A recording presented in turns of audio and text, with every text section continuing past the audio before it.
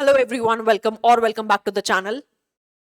मैं ये वीडियो इसलिए नहीं बना रही हूँ कि मैं आपको बता सकूं कि आरआरबी जेई 2025 के नोटिफिकेशंस आउट हो गए हैं। मैं ये वीडियो इसलिए बना रही हूँ कि मैं आप सबको याद दिला सकूं कि आरआरबी की फॉर्म फिलिंग बाकी फॉर्म फिलिंग के कंपैरिजन में थोड़ी अलग होती है। आरआरबी पूरे इंडिया को डिफरेंट जोन्स में डिवाइड करता है और जब आप फॉर्म फिलिंग स्टार्ट करेंगे तो आपसे पूछा जाएगा आपका प्रिफर्ड जोन। फॉर एग्जाम्पल, आपने फॉर्म फिलिंग में अपना preferred zone RRB Bilaspur fill किया। आरआरबी बिलासपुर अपना प्रिफर्ड जोन फिल करने का सिर्फ इतना मतलब नहीं है कि जब आप एग्जाम क्वालिफाई कर लेंगे तो आपकी जो ज्वाइनिंग होगी उसमें आपकी पहली पोस्टिंग बिलासपुर जोन में होगी।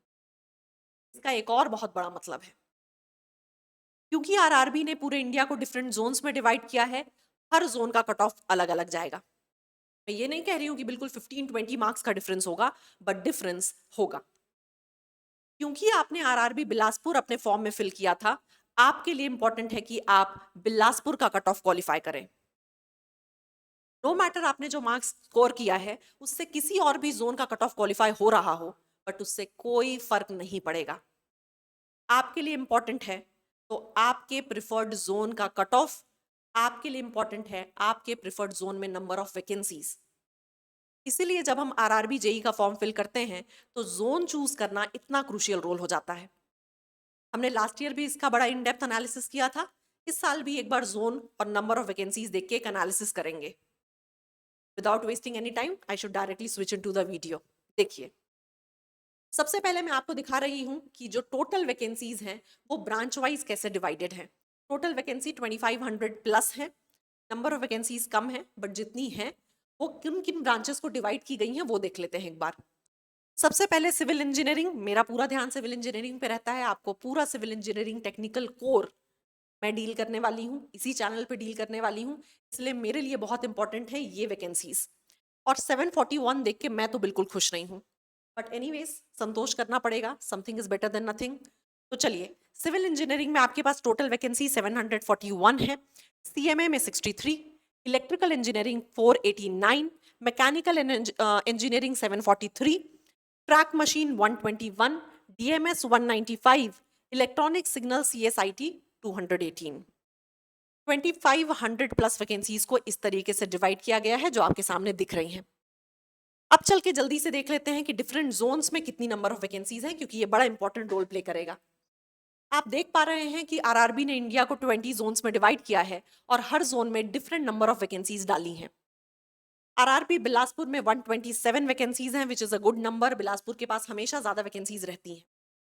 अजमेर 40, चेन्नई 160, चंडीगढ़ 108, कोलकाता 628, बहुत बड़ा नंबर है। मालदा 45, रांची 109, प्रयागराज 162, प्रयागराज के लिए कम है, पिछले बार ज्यादा थी।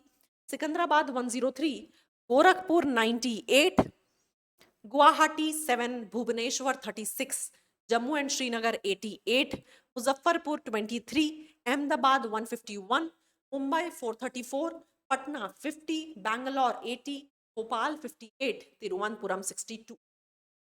जितने भी लोग ये वीडियो देख रहे हैं उन सबको समझ में आ गया होगा कि उनके home zone, for example Chhattisgarh के लिए उनका होम जोन बिलासपुर होने वाला है। तो बिलासपुर में कितनी नंबर ऑफ वैकेंसीज हैं छत्तीसगढ़ के स्टूडेंट्स ने वो देख ली हो। उसी तरीके से वो सारे एस्पायरेंट्स जो इस वक्त ये वीडियो देख रहे हैं उनको दिख गया होगा कि उनके पर्टिकुलर होम जोन में कितनी वैकेंसी है। अब मेरी बात बहुत ध्यान से सुनना। मैंने लास्ट ईयर का जो भी रिजल्ट देखा है और उससे जो एनालिसिस ड्रॉ किया है वो मैं आपको बताने जा रही हूँ। अगर आपके होम जोन में 100 प्लस वैकेंसीज हैं, आप अपने होम जोन में फॉर्म फिल करिए। नो मैटर कोई आपको कितना भी कन्विंस कर ले।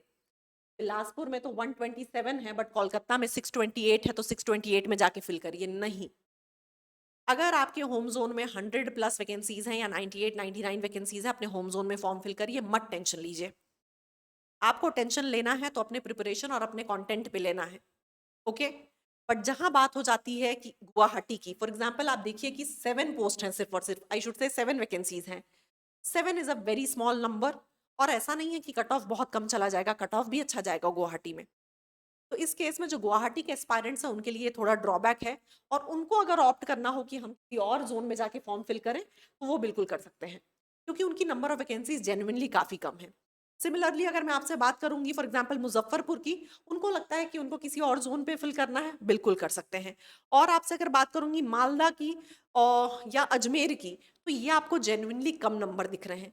तो यहाँ के स्टूडेंट्स को ये डिसाइड करना होगा कि हाँ हम कौन से जोन में फिल करें। तो उसमें भी आप कोशिश करिएगा कि जो आपका नियरेस्ट दूसरा जोन हो, जिसमें अच्छी वैकेंसी दिख रही हो, आप वहां फिल करना। क्योंकि अगर आपने प्रिपरेशन सही तरीके से की है, तो बहुत ज़्यादा इम्पैक्ट ये नहीं रोल प्ले करने वाला, ठीक है? कट ऑफ जो जाएगा उसमें डिफरेंस तो होगा, बट फॉर एग्जांपल अगर मैं आपसे बात कर रही हूँ आरआरबी बिलासपुर के, तो छत्तीसगढ़ के स्टूडेंट्स को बहुत इधर-उधर हाथ-पैर नहीं मारने चाहिए अगर उनके पास 127 है तो। क्योंकि अगर आपको लगता होगा कि हाँ, आप कहीं और किसी और ज़ोन से एग्ज़ाम फॉर्म फिल करके क्वालीफाई कर लेंगे और ट्रांसफ़र ले लेंगे, शुरू के 10 साल तक तो आपका ट्रांसफ़र आपके होम ज़ोन में पॉसिबल नहीं है। ये बहुत ही हेक्टिक शेड्यूल हो जाएगा। तो अपने होम ज़ोन में फॉर्म फिल करिए और आई एम प्रिटी श्योर कि अगर आप प्रीवियस ईयर का पेपर देखेंगे, आपको ये रियलाइज़ हो जाएगा कि एक मॉडरेट पेपर आया था। और कोई भी सीरियस एस्पायरेंट अगर उसके ज़ोन में 100 प्लस वैकेंसीज़ हैं और उसने रज के अपकमिंग 4-5 मंथ्स में प्रिपरेशन की है, उसने वो एग्ज़ाम क्वालीफाई किया है। क्योंकि मैंने सिविल एज का जो पहला कोर्स था हर मैदान फ़तेह, वो सिर्फ़ और सिर्फ़ आरआरबी जेईई को टारगेट कर रहा था और उसका जो रिज़ल्ट है, I am very proud about it, I am very proud of it. ठीक है? मैं उसको बहुत जल्दी टेस्टिमोनियल्स वो सारे अपने वेबसाइट में ऐड कर लूँगी, आपको यूट्यूब पे भी दिखाऊँगी। I am very happy and very proud about it. The only reason is कि कंटेंट पे बहुत काम किया था हमने, कंटेंट पे बहुत काम किया था एस्पायरेंट्स ने। आपका मेन गोल वही होना चाहिए। बट अगर आप ऐसे किसी ज़ोन में हैं, जहाँ पे आपको नंबर ऑफ वैकेंसीज़ काफ़ी कम दिख रही हैं, काफ़ी कम दिख रही हैं, काफ़ी कम दिख रही हैं, उनको दूसरे ज़ोन में जाके फॉर्म फिल करनी है। बट अगर आप ऐसे ज़ोन में हैं 127, 160, 108, 628, 109, 162, then 151, 343, I will also say 88, इन लोगों को सोचने की ज़रूरत नहीं है।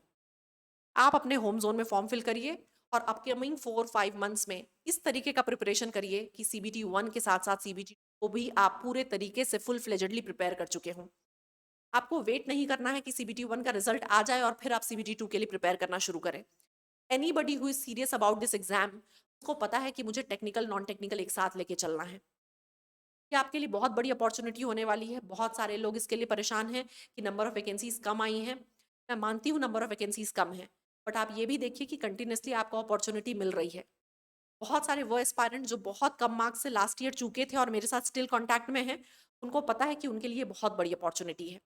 तो अगर आप एक फ्रेशर हैं, तो आई एम टेलिंग यू कि कंपटीशन टफ होने वाला है। तो आपके लिए बहुत इंपॉर्टेंट है कि आप जल्दी से जल्दी देख लें कि आप किस जोन पे लाई कर रहे हैं। और अगर आपको लगता है कि आपके जोन में 100 प्लस नंबर ऑफ वैकेंसीज हैं, फॉर्म फिलिंग करिए, प्रिपरेशन शुरू करिए। कंपटीशन ज़्यादा होगा, मैं उसको डिनाई नहीं कर रही हूँ, बट अगर आपने सही तरीके से प्रिपरेशन की, आप उस कंपटीशन को बीट कर जाएंगे। आपको डिस्क्रिप्शन बॉक्स में टेलीग्राम चैनल का लिंक मिल जाएगा। चैनल में आपको सीबीटी 1 के लिए जितने भी नॉन टेक नोट्स की ज़रूरत है, वो सारे नोट्स आपको अपलोड कर दिए जाएंगे, आराम से पढ़िए उसको। क्योंकि मैं नॉन टेक पढ़ाती नहीं हूँ लाइव कुछ भी, तो वो सारे मैं आपको अपने लेक्चर नोट जो भी होंगे, मेरे जो हैंड रिटन नोट्स हैं जिनसे मैंने पढ़ाई की है, वो दे दूंगी। आप उससे पढ़ते रहिए। मेरी रिस्पॉन्सिबिलिटी होती है सीबीटी 2, तो मुझे पता है कि सीबीटी 2 में आपको किस लेवल का कंटेंट देना है, जिससे प्रीवियसली लास्ट ईयर में इतने सारे स्टूडेंट्स ने क्वालिफाई किया, एंड आई एम ऑप्टिंग कि हम उस नंबर को इस बार डबल करेंगे। बहुत सारा रिक्वेस्ट है पोस्ट प्रेफरेंस पे वीडियो बनाने के लिए। अगर आपको ऐसा लगता है कि आपको भी पोस्ट प्रेफरेंस पे वीडियो चाहिए, कमेंट सेक्शन में बता दीजिएगा। आपको और कोई भी क्वेरी लगती है आरआरबी जेई से related, CBT 1, CBT 2, comment section में बता दीजिएगा। आपको कोई भी इशू लगता है कि टेक्निकल सब्जेक्ट्स को कैसे पढ़ना है, क्या पढ़ना है, कमेंट सेक्शन में बताइएगा। आपको अभी भी जोन फिलिंग में कोई दिक्कत है, कमेंट सेक्शन में बताइएगा। If you have any issue regarding the RRB और एसएससी जेई एग्जाम जो आपके सामने है इस पॉइंट ऑफ टाइम पे, I am here to help you out. मैंने एक्सेप्शनल चीज़ें प्लान की हैं। आपके सामने एसएससी जेई है, which is going to be a big opportunity for all of you. और फिर आपके पास आरआरबी जेई है। बहुत ज़्यादा सिलेबस में डिफरेंस नहीं है। स्टूडेंट जिसने बहुत अच्छा परफॉर्मेंस दिया है एसएससी जेई में, वो आरआरबी भी फोड़ेगा। इसलिए आपके लिए बहुत इंपॉर्टेंट है कि आप अभी से अपनी प्रिपरेशन को अच्छे से शुरू कर दीजिए। अगर आपसे एसएससी मिस हो गया है, RRB should be in your radar. काफ़ी सारे वो स्टूडेंट्स होंगे जिनको लग रहा होगा कि एसएससी हाथ से निकल गया, अब इतना टाइम नहीं है। फील वेरी वेरी लकी कि आरआरबी अब आपके सामने है। फॉर्म फिलिंग करिए। बहुत सारा कंटेंट आपको नेक्स्ट वीक से इस पूरे चैनल पे दिखने लगेगा। I have planned exceptional things for RRB JE 2025। Channel को सब्सक्राइब कर लीजिए और बस वेट करिए और मुझे टाइम दीजिए 1 वीक का। टेलीग्राम चैनल ज्वाइन कर लीजिएगा, वहाँ पे ऑलरेडी आपको कल से बहुत सारा कंटेंट मिलने लगेगा जो आपके नॉन टेक के लिए मोर देन इनफ होगा। मैं आपको लास्ट 1 ईयर का करंट अफेयर दे दूंगी, सिर्फ वो रीड करना है आपको, और बाकी जितने भी आपके थ्योरी हैं, सब्जेक्टिव चीज़ें हैं, सबके नोट्स मैं आपको प्रोवाइड कर दूंगी from GS two science, so that आपके लिए चीज़ें समझना पढ़ना बहुत ईजी हो जाएगा। और टेक्निकल सिविल इंजीनियरिंग के लिए तो मैं खुद आपके सामने यहाँ खड़ी हूँ। So please start form filling, और कोई भी क्वेरी होगी कमेंट सेक्शन में बताइए। एक बार नजर घुमा लीजिए नंबर ऑफ वैकेंसीज पे, और अपनी फॉर्म फिलिंग करके मुझे इन्फॉर्म कर दीजिए कि आपने किस जोन से फॉर्म फिलिंग की है। I will be waiting. Thank you everyone and keep hustling.